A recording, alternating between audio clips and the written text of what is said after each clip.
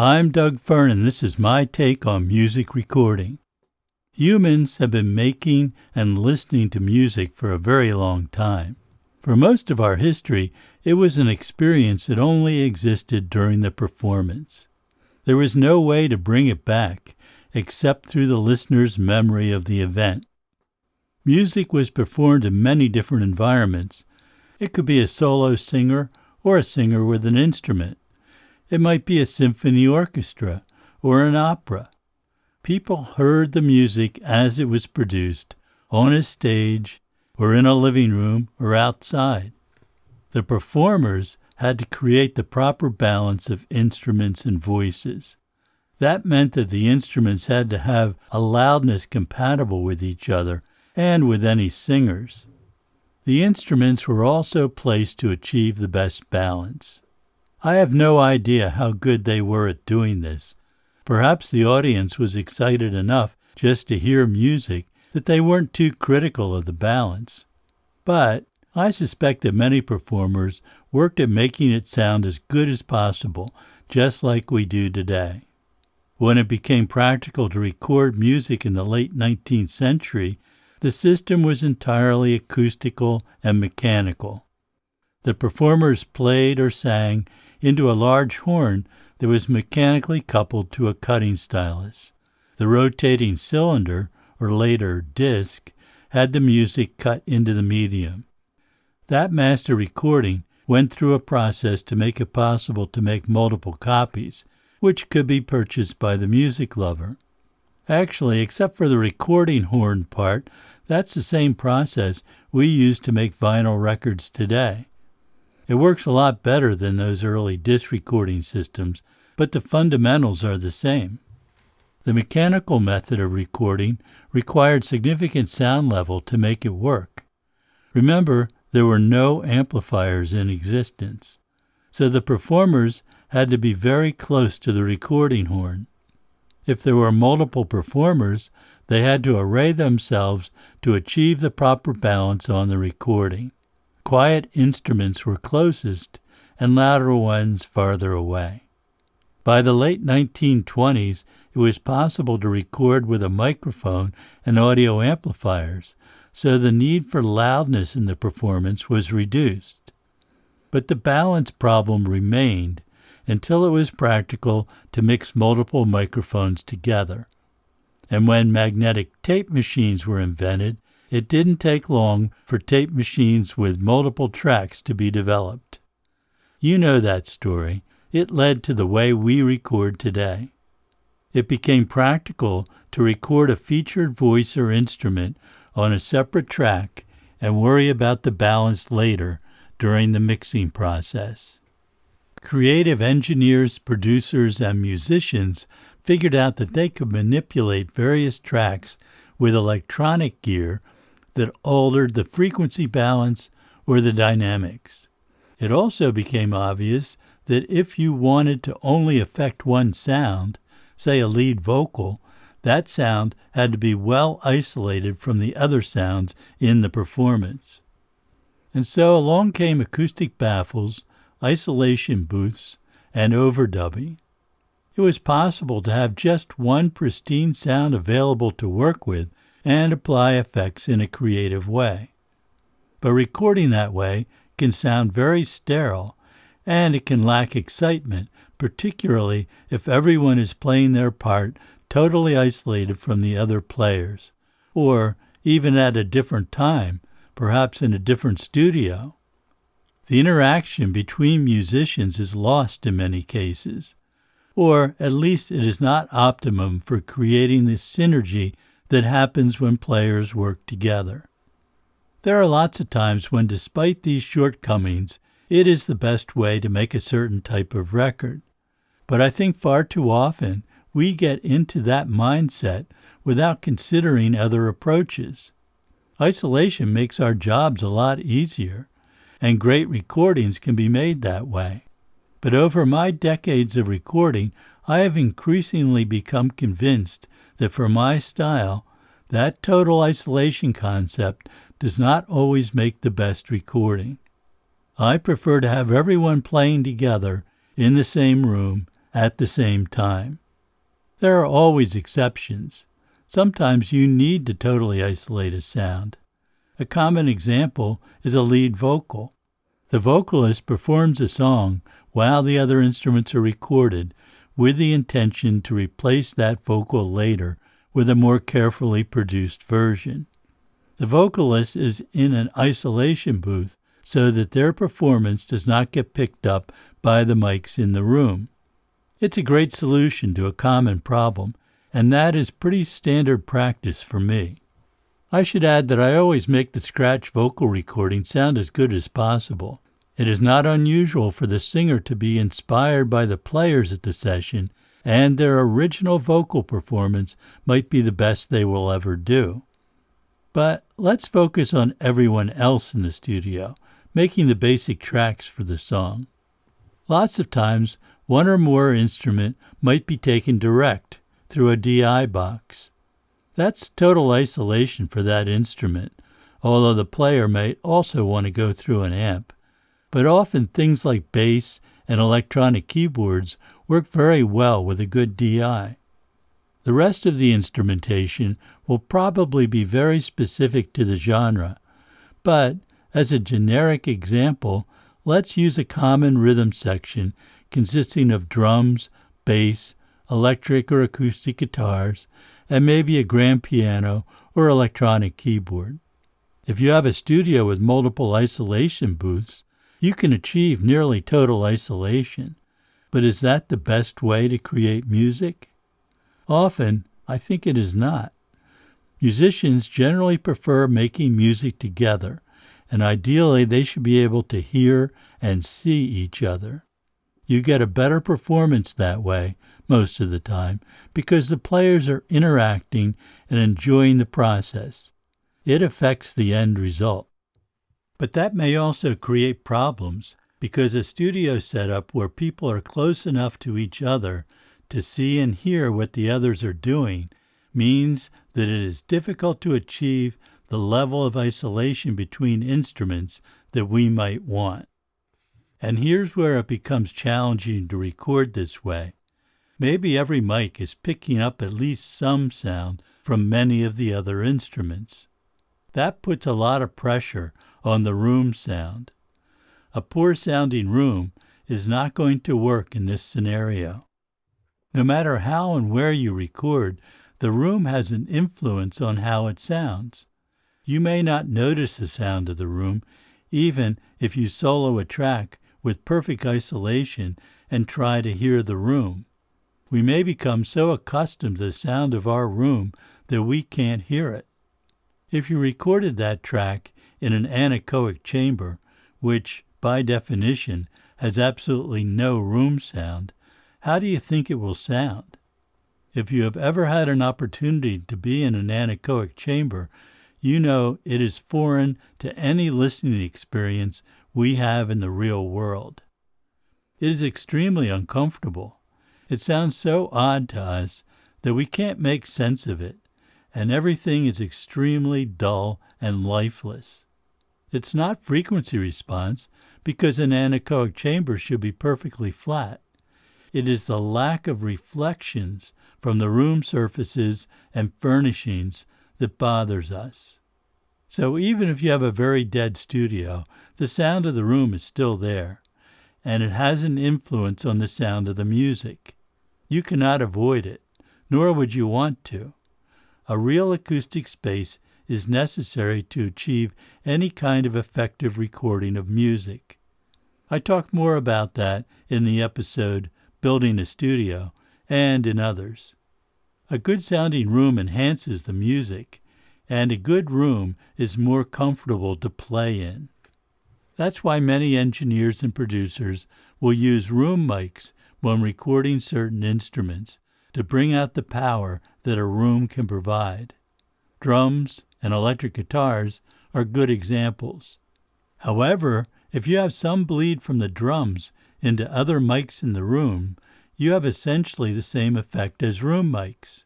Maybe not as controllable or predictable, but it can still sound better than a totally isolated drum sound. That applies to any instrument. What does that sound like? How does it enhance the sound? Percussive instruments are often the best at illustrating this. I remember listening to records early in my career when stereo became possible on vinyl records. I heard drums, perhaps on an early Beatles record, that had a very present, close mic sound, but also an amazing echo from other mics in the room. I was captivated by that sound. It created a picture in my head of the actual studio space. I have no idea if the image in my head had any relationship to the reality of the setup, but it didn't matter. It put me more into the music than it would if there was perfect isolation. I had an opportunity to experience this for myself some years later. It was before I had my own studio and before I could legally open a business, so most of my recording was done on location. It was a great experience and taught me a whole lot about the recording process. One recording project I remember very clearly was in an amazing venue in West Philadelphia, in a huge multi-purpose arena that was called simply the Arena. The stage was in the center with audience all around. This was a typical arrangement for a boxing match, and the music performance I was to record had to use that same setup. We were in early to set up. It was a simple recording. It was a direct to 2-track Ampex tape machine and used only a few mics. As I was loading in my gear, I could hear the drummer on stage practicing. I walked into the arena and was greeted by this amazing sound. The reverberation time had to be over 8 seconds, and it was very smooth and comfortable reverb, with distinct echoes which we call the first reflection. There was no audience at this time. Right away I wanted to capture that glorious sound, and did so with a couple mics on the drums.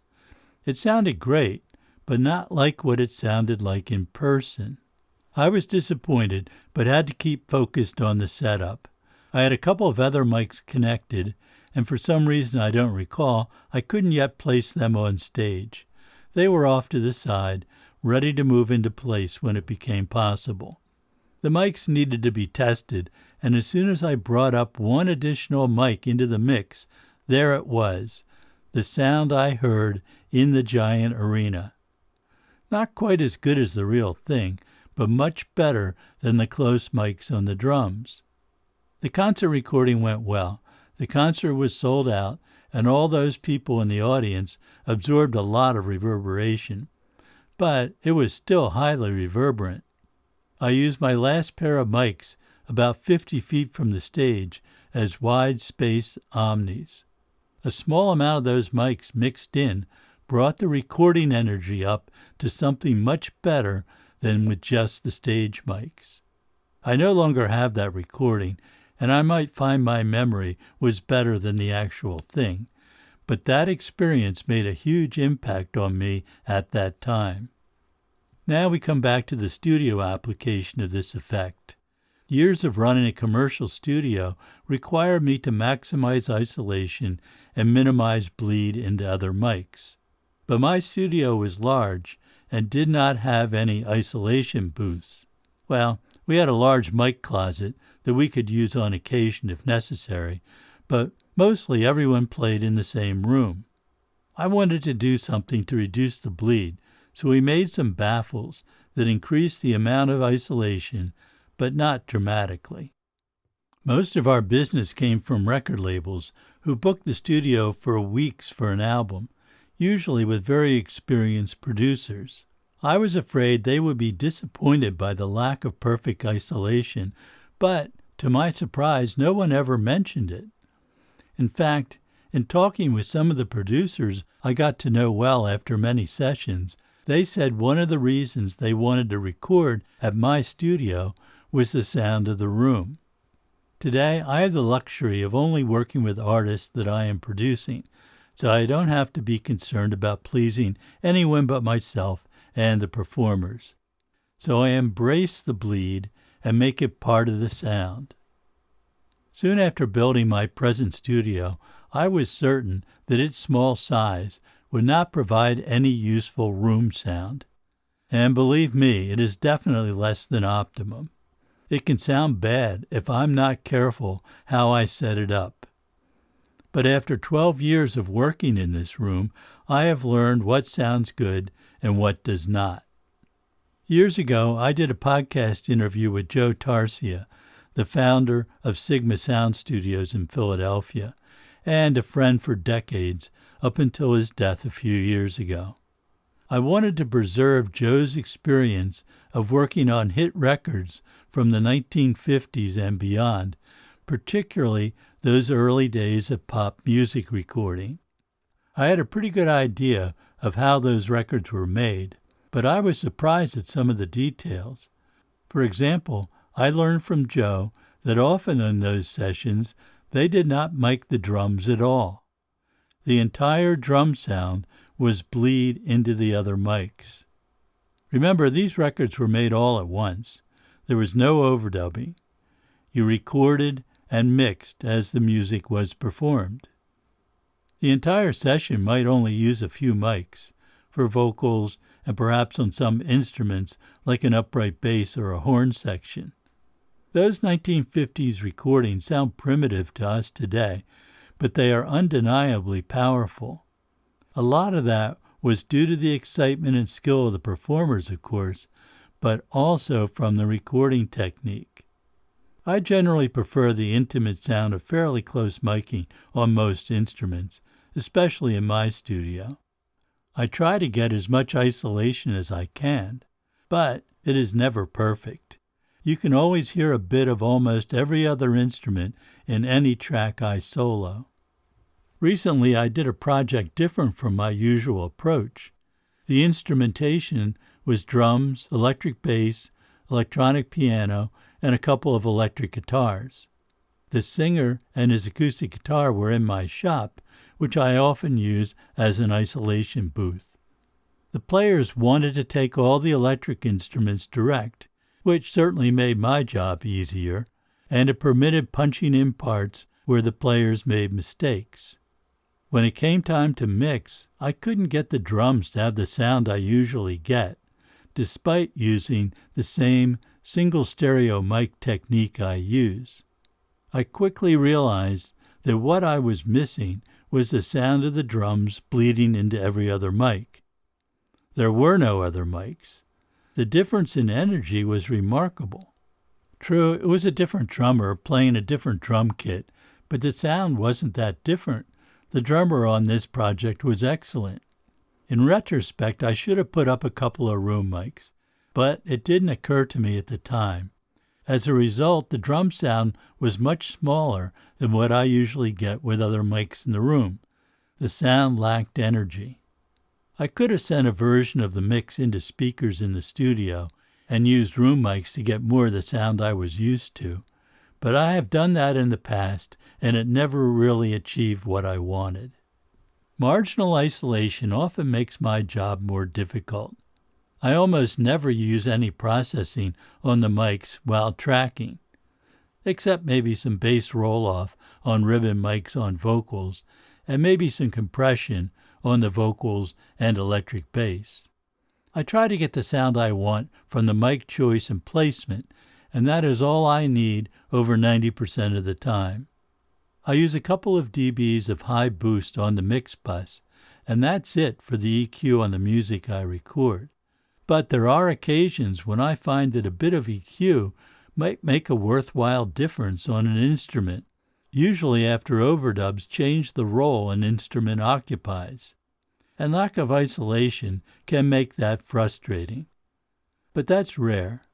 My typical tracking session has drums, upright bass or cello, an acoustic guitar or two, and sometimes grand piano and maybe an electric guitar. Those instruments are not very compatible level-wise, so there's going to be some bleed, and I have learned not to worry about it. It's not that I simply live with the bleed. I try to improve the isolation as I improve my use of the studio, and I try to make the sound a bit more predictable by finding techniques to keep the bleed fairly balanced between all the instruments. For example, since I record many instruments in stereo, I try to avoid a situation where all the bleed is concentrated in either the left or right stereo mic. That extreme left or right bleed sound can be great in some context, but usually not in the music I work with. How much isolation do I get?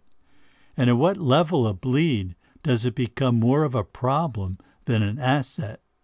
The answer is totally dependent on how it sounds. It has to feel right to me with just the right balance of direct to reverberant room sound. I can't make those decisions based on listening to each track individually, since the true sound is only evident when all mics are heard, and the balance is roughly how the final mix will sound. It is not unusual for me to be surprised how good or how poor the isolation is. I rarely solo individual mics during this phase of recording unless I detect a problem. It is only after the session that I may listen to individual tracks. Sometimes I am impressed by how little of the other instruments I hear, and other times I am appalled at how much an instrument bleeds into another track. But if the overall sound is what I want, I don't worry about it. On one recent project, I was amazed that when I muted the drum tracks, the level of the drums didn't change all that much. Almost the entire drum sound was the bleed from the other mics. It worked great in the song. I was actually kind of pleased that I had inadvertently achieved that 1950s sound. The lack of isolation means that I do not have much control of the balance of the drums and other instruments, but that was not a major problem. The mix sounded right, and although it offended my engineering compulsion to keep the tracks pristine, I was satisfied that I had captured the sound that was very effective in conveying the feel that the song needed. In that case, the level of the drums into the other mics might be only 10 dB lower than the instrument that I was listening to. Other times, you can only hear a hint of other instruments in the track. And as much as I tried to standardize the studio setup to achieve consistent results, the truth is that every song is different and musicians will play every song differently. The downsides of this lack of isolation are obvious. In the worst case, you can't get the proper balance. But that should be evident early in the setup, and change is made to fix the problem. Obviously, you can't punch in a replacement for any of the tracks in most cases. That's okay, because on my project, we rarely do any punching. You can't pitch correct tracks that have bleed from other instruments, but I rarely apply any pitch correction anyway. It is difficult, or sometimes impossible, to pull an instrument out of the mix when you need to. That can be a problem, but often I find the nebulous echo of the removed part actually works pretty well in the song. For example, a particular verse or bridge may need to be played more quietly than other parts. I can rely on the players to achieve those dynamics, but in some cases, the drummer continues the beat very quietly to keep everyone in time. As you probably know, I never use a click track.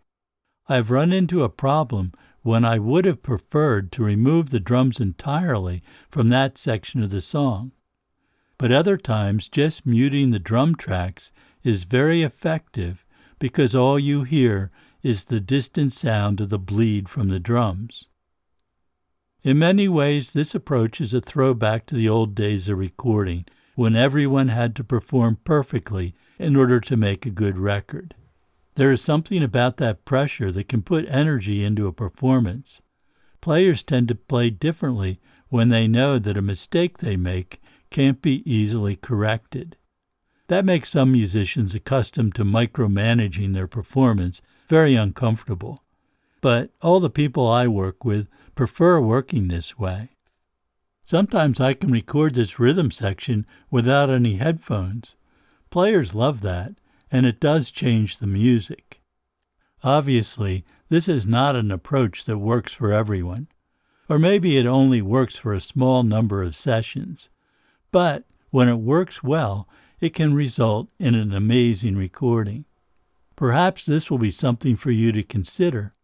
You might be surprised at the effect that bleed has on the overall sound and energy of the recording. Thanks for listening, subscribing, and commenting. You can reach me at dwfern@dwfern.com. This is my take on music recording. I'm Doug Fern. See you next time.